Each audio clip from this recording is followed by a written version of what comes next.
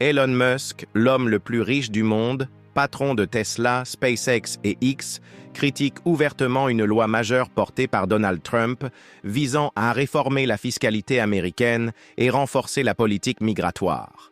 Ce projet, qui prévoit notamment des baisses massives d'impôts pour les entreprises et un durcissement du contrôle aux frontières, est censé galvaniser la base électorale de Trump à quelques mois de la présidentielle. Mais Musk, lui, n'achète pas ce plan. Il déclare « La banqueroute de l'Amérique, ça ne va pas ».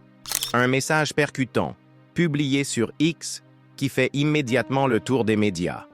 La réponse de Trump se fait attendre. Mais elle arrive de manière théâtrale.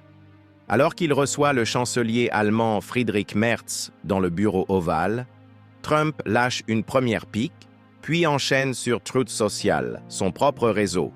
Il est devenu fou. Le ton monte. Musk répond dans la foulée « Sans moi, Trump aurait perdu l'élection ». C'est à partir de là qu'a débuté une vive escalade entre les deux, faite via des posts interposés sur leurs réseaux sociaux. D'abord Musk sur X, « Sans moi, Trump aurait perdu l'élection ». Puis Donald Trump sur son réseau social Truth. « Il est devenu fou ».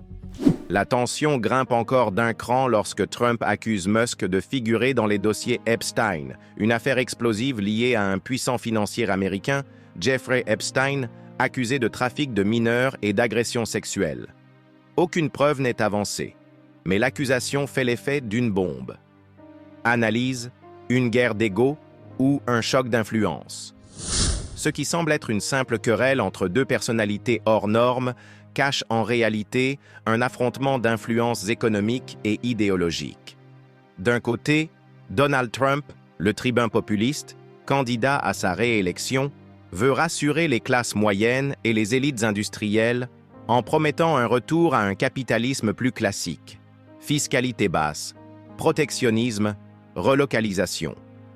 De l'autre, Elon Musk, figure de l'ultra-innovation, crypto-enthousiaste, partisan d'un capitalisme technologique globalisé et décentralisé, se pose de plus en plus comme une autorité morale et stratégique à part entière.